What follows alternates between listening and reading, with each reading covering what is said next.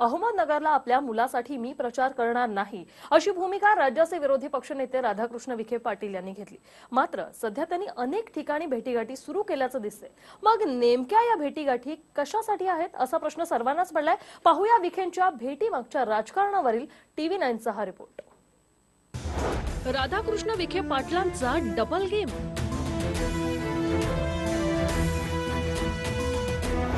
मुलाच्या प्रचारासाठी गुप्त भेटीगाठी। नाराज खासदार दिलीप गांधींची ही भेट।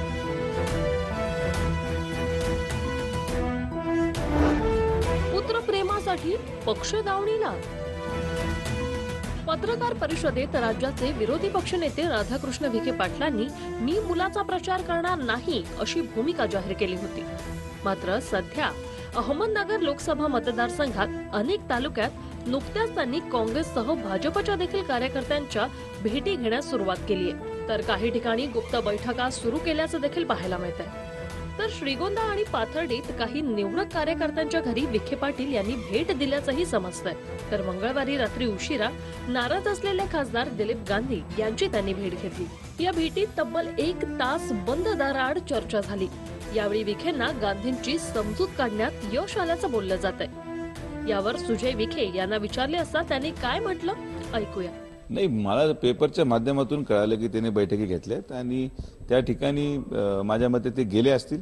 तर त्या ठिकाणी ज्यांच्या बऱ्याचशा घरांवर जे ते गेले, जी काय माहिती मी घेतली, सगळे काँग्रेस आणि राष्ट्रवादीचे सगळे पदाधिकारी होते आणि निश्चित त्याच काँग्रेसमध्ये असल्यामुळे त्या पक्षाच्या पदाधिकाऱ्यांना जरी भेटलं, एखादा व्यक्ती जर आपुलकीने बोलवतो तर त्या ठिकाणी जावं लागतं आणि म्हणून आपण कोणाला नाही म्हणू शकत नाही।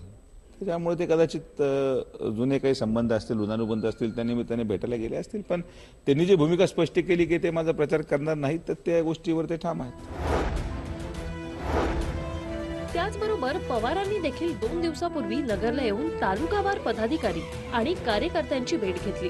तब्बल 4 ते 5 तास या बैठकांचं सत्र सुरू होतं।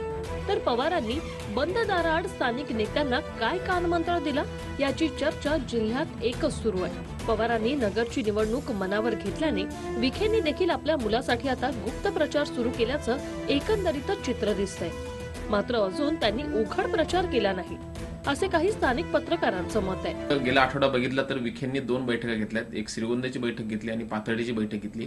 या बैठकांमध्ये जसे त्यांचे काँग्रेसचे समर्थक उपस्थित होते, तसे भाजपचे काही नेते मंडळी देखील उपस्थित होते आणि भाजपच्या नेत्यांच्या देखील विखेंनी आवर्जून बैठका घेतल्या। विखेंनी जाहीरपणे सुजय विखेंचा प्रचार अद्याप केलेला नाही किंवा जाहीर असं स्टेजवर जाऊन सुजय विखेंना मतदान करा असं त्यांनी आवाहन केलेलं नाही, कारण ते काँग्रेसचे नेते आहेत आणि विरोधी पक्ष नेते आहेत। ते लिमिटेशन त्यांना आहे। मात्र ह्या बैठकांमध्ये सुजय विखे यांच्या उमेदवारीबाबत आणि त्यांना मदत करण्याबाबत चर्चा होते आहे, अशी चर्चा जिल्ह्यामध्ये पसरलेली आहे। विखे आणि पवारांच्या बैठकांवरून येत्या काळात पवार विखे यांचा संघर्ष पुन्हा पाहायला मिळणार असंच काहीचं चित्र जिल्ह्यात उभं राहिलंय। तर ही निवडणूक विखे आणि पवारांनी देखील आता प्रतिष्ठेची केली, कारण 1991च्या निवडणुकीवरून झालेला वाद पवारांनी चांगलाच लक्षात ठेवलाय। तशी आठवण देखील त्यांनी पुन्हा पुन्हा करून दिली। त्यामुळे विखे पाटलांनी जाहीर केलं असलं तरी मुलाचा छुपा का होईना प्रचार करावाच लागणार आहे, कारण शरद पवार या मतदारसंघात विशेष लक्ष घालणार यात काही शंका नाही। मात्र राष्ट्रवादीचे नेते आणि अहमदनगरचे समन्वयक अंकुश काकडे यांनी आम्ही त्यांच्या नेत्यांना सांगू, मात्र ते जर बैठका घेत असतील तर पवार साहेबांच्या कानावर घातला जाईल असा इशारा देखील दिलाय। विरोधी पक्षनेते बैठका घेत आहेत हे जोपर्यंत पक्षाच्या वरिष्ठांपर्यंत अजून पोहोचलेले नाही। या ज्या काही तक्रारी आहेत किंवा ज्या तिथल्या लोकांनी जे पाहिलेलं आहे ते ज्यावेळेला पवारसाहेबांच्या जयंतराव पाटलांच्या कानावरती घातलं जाईल, त्यावेळेला त्यांच्या पातळीवरती मग अशोक चव्हाण असेल किंवा मल्लिकार्जुन खरगे असतील यांच्यापर्यंत त्या गोष्टी गेल्यानंतर मगाशी मी सांगितलं आमच्या पक्षाचा निर्णय आम्ही घेऊ, त्यांच्या पक्षाच्या बाबतीतला निर्णय त्यांच्या वरिष्ठांनी घ्यायला हवा। डॉक्टर सुजय विखे येत्या सोमवारी 1 तारखेला आपला उमेदवारी अर्ज दाखल करणार आहेत। तर संग्राम जगताप मंगळवारी 2 तारखेला आपला अर्ज दाखल करणार आहेत।